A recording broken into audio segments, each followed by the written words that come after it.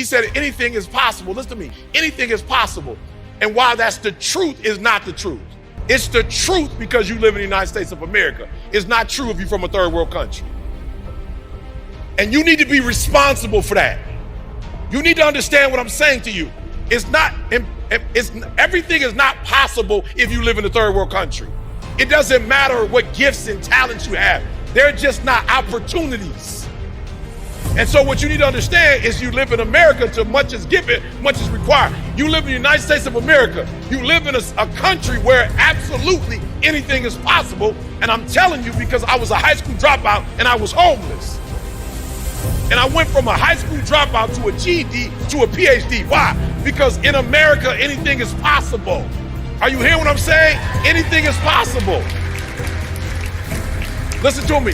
We live in a country where they didn't say, because you didn't start right, you can't finish right. So listen to me very closely. The first thing I want you to do for the rest of your life, I want you to think about the people who are meaningful to you, and I need you to look at those names at least 2-3 times a day. At least two. Why? Because there's an energy you're going to get from them that you can't produce on your own. Now, what do I mean by that? You've seen women who've been chased running with their child and a dog comes out of nowhere, and you would see either a mother chase that dog away or get away.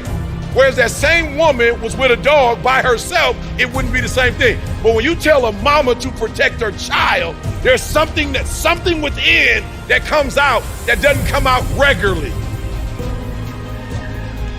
And so two things. The first one is, who are you here for?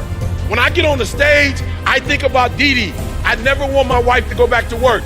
My daughter, 4-year and master's degree, she graduates in May. I paid for it in cash. They moved me in a way that I couldn't move myself. I didn't get a new gift.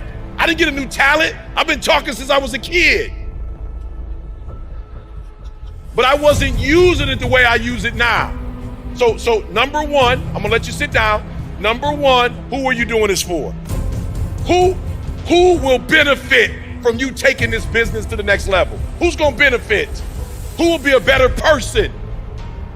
Number two, I want you to write down, what's that impossible, and you can have a seat. What's that impossible for you? What's that impossible for you? I want you to write it down right now, because at the end of today, that's what I want from you. What's the impossible? Is it a dollar figure? I want to make an extra $1 million a year. What is it? Is it a dollar figure? Like really, in America, if you're gonna be successful, don't hesitate. Like he's right. If you're hesitating, if you're thinking about it, you're never gonna do it. Why? Don't hesitate. Why? Because the way the brain is designed, the brain, it can't do two things at once. As powerful as the brain is, it cannot think two thoughts simultaneously. You're either thinking one thought or you're thinking another one. So when you're hesitating, what does it mean? It means you're using energy to stop. It means that whatever your dreams and goals are, you're not using your energy and your strength to make that happen. So I'm gonna give you 3 things and I'm gonna get out of here. I got a plane to catch, right? Nothing is impossible. So you have to decide before you leave, what's that first thing that's been impossible for you? I want you to attack it and overcome it, because listen to me very closely. In America, once you make your first 7 figures, it's a wrap. Listen to me very closely. I'm just being honest with you. High school dropout. My mama got pregnant with me at 17 years old, south side of Chicago. My grandma had 14 kids in a 3-bedroom house with 1 bathroom. We come from poverty. My mom had a different name. I don't even know what she called it. Like, she had put an adjective with the poverty. I don't know what she said, but it was like deeper than poverty. Objective poverty. Something she said, I was like, wow, that's crazy, Ma. She's like, we didn't have nothing. Like, my sister's shoes, I got her shoes. Her clothes, I got her clothes. And we got it from welfare. My mom, she was like, son, when I tell you poverty, you don't even know what poverty is. This is where I come from. So I'm saying this to you because there are no excuses.